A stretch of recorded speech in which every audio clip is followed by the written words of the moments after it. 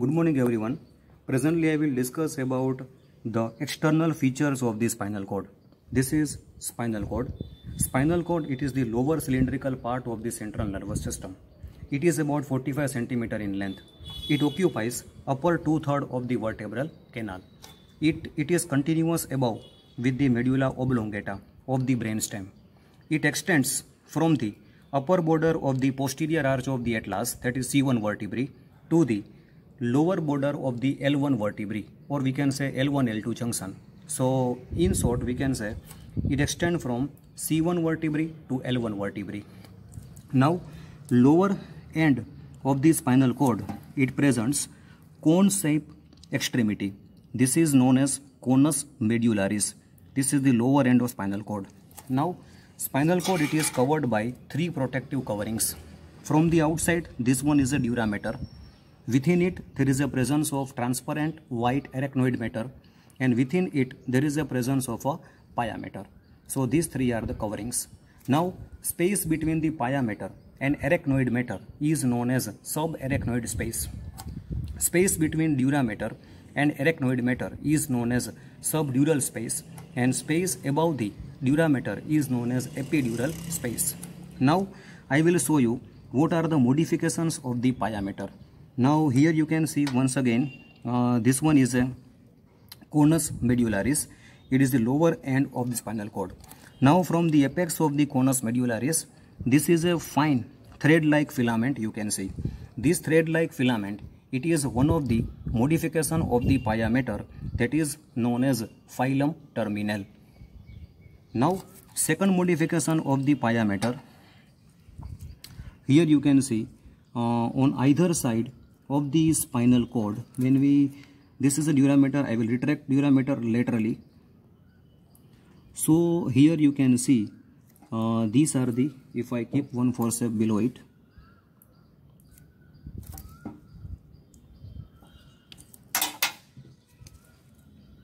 it is here, these are the tooth-like projections on either side of the spinal cord.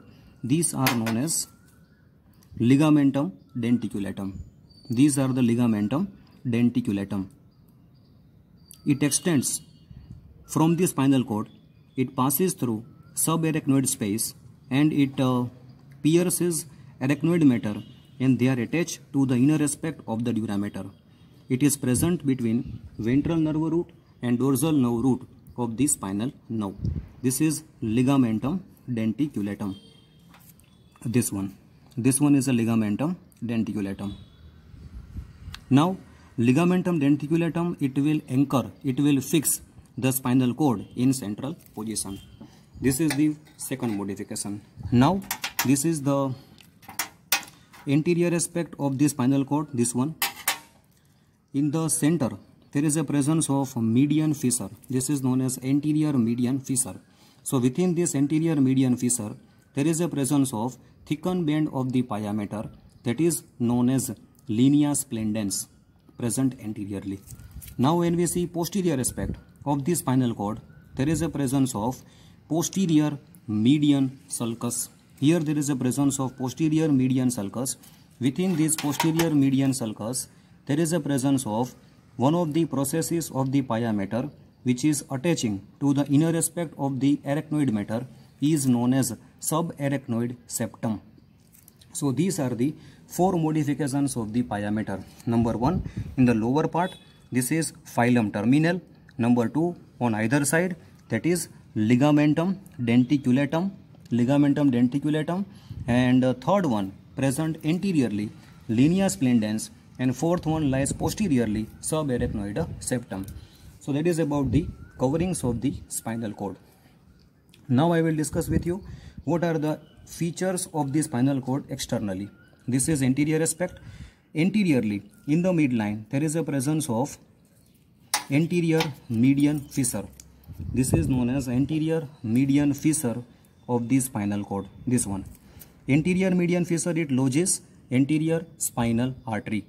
On either side of the anterior median fissure, there is a presence of faint anterolateral sulcus, and this anterolateral sulcus will give rise to ventral nerve rootlets of the spinal nerve. This is known as anterolateral sulcus. Now posteriorly in the midline there is a presence of septum, that is sulcus, that is known as posterior median sulcus. This is posterior median sulcus. On either side of the posterior median sulcus there is a presence of posterolateral sulcus, which will give rise to posterior nerve roots or posterior rootlets of the spinal nerve. So these are the features of the spinal cord. Now we move on to how the spinal nerve will emerge from the spinal cord.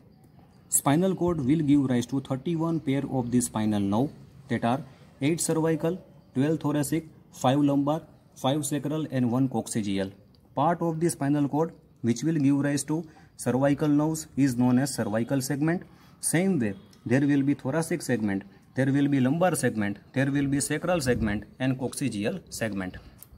Now each spinal nerve, it is formed by ventral root and dorsal root, and each root it is formed by rootlets. So this is the anterior aspect of the spinal cord which will give rise to, these are the ventral rootlets forming the ventral root, and this is posterior aspect of the spinal cord which will give rise to posterior rootlets which will form the posterior root or dorsal root, and both root will unite and they will form the spinal nerve.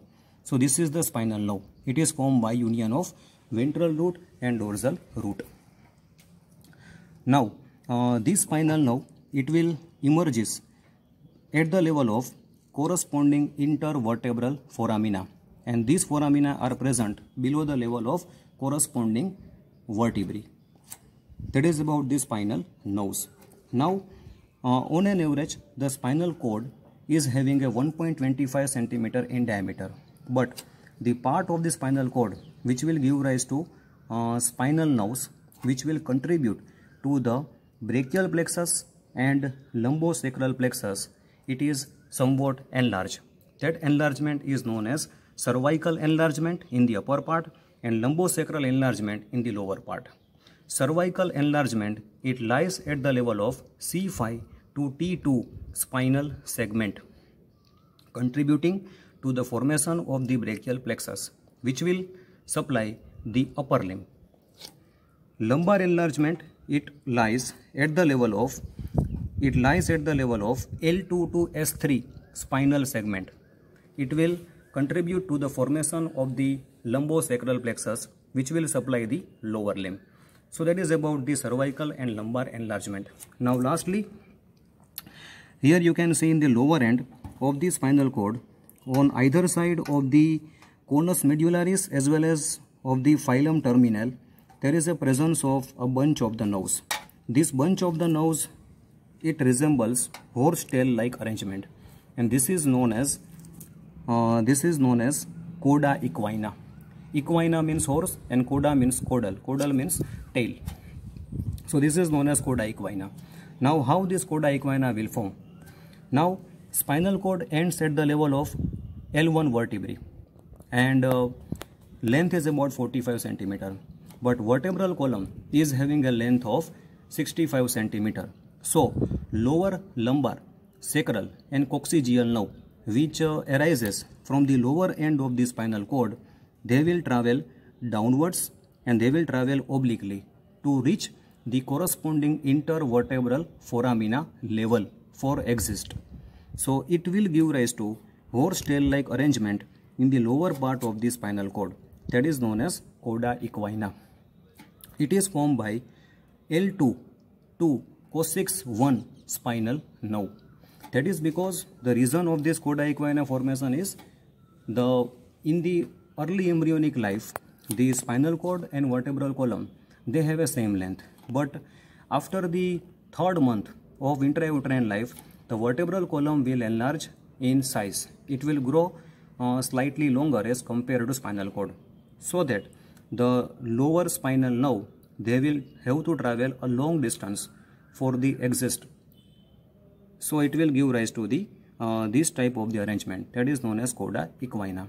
So that is all about the external features of the spinal cord. Thank you very much.